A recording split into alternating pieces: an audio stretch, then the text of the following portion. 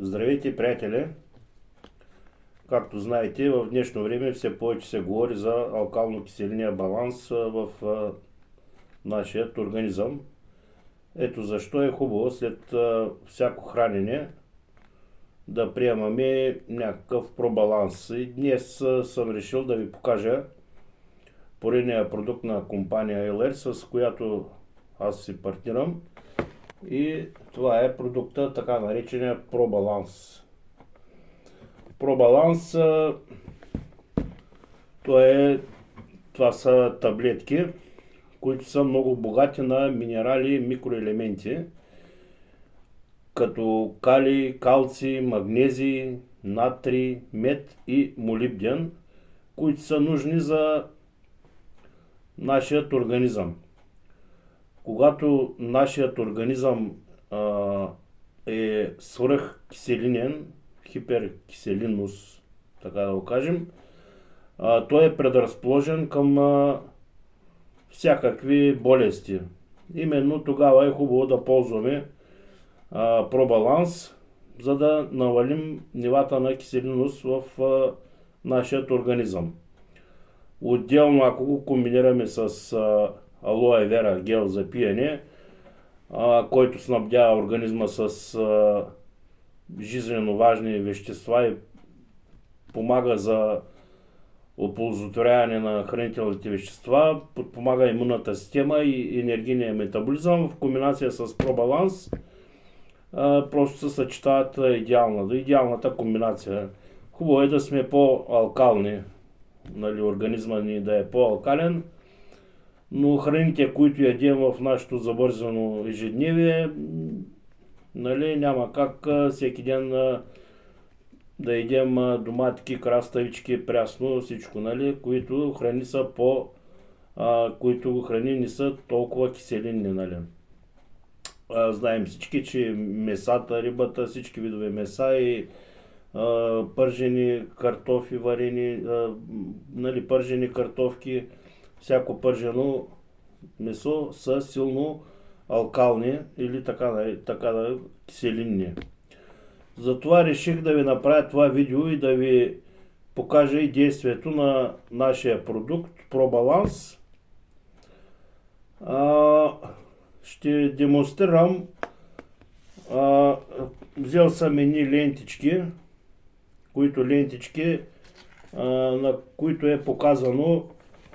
Ето, ще ви покажа, не знам дали се вижда добре, къде е киселинната среда, колко, от тук насам киселинната среда е добра, от тук насам, към жълтото, нашата киселинна среда не е хубава. Би трябвало нормалната киселинна среда да се движи в рамките на pH 7, pH 7,5. И за целта съм си взел една чашка, едно сокче. Ще сипя малко от сокчето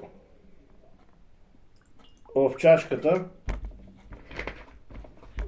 и ще скъсам една от лентичките да измерим киселинността на сокчето. Това представляват лентичките. Всеки може да си ги купи, да си ги набави от аптеката и самичък да си направи експеримента. Потапяме лентичката в сокчето и какво виждаме? Почти няма никаква промяна на цвета. Това какво ще означава? Че ние сме някъде на 5,2 киселинност, което е много вредно за нашия организъм. И сега какво ще направим? Ще оставя тази лентичка. Ще добавим от нашите таблетки в сокчето, само че за да не чакаме да се разтвори, ще натруша, ето е таблетката, ще я натруша с 2 лъжички, понеже ще отнеме много време, докато се разтвори самото хапче. То не е, да, хапче, таблетка, докато се разтвори самата таблетка.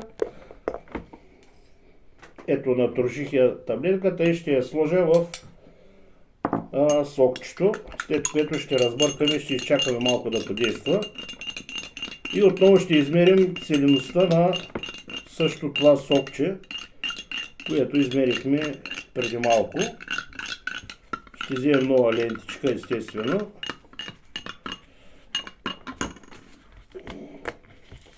Ето нова лентичка.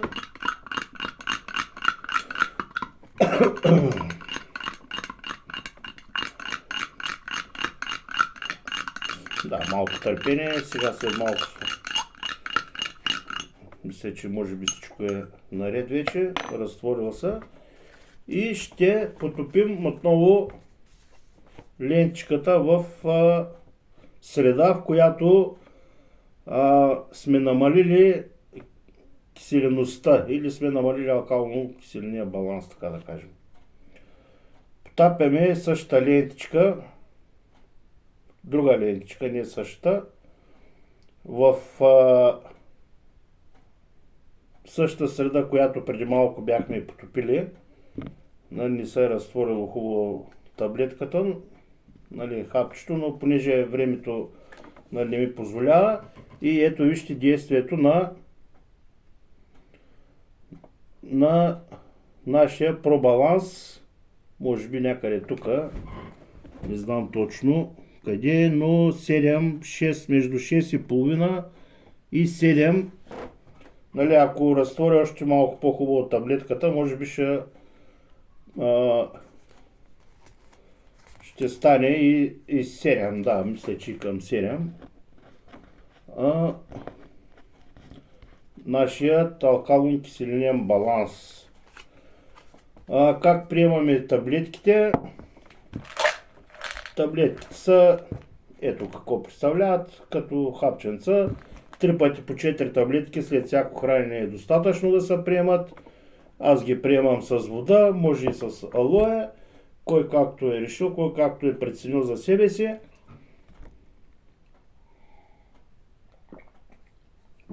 Много хора като видят 4-5 таблетки си мислят, че трябва да си вдигаме главата, за да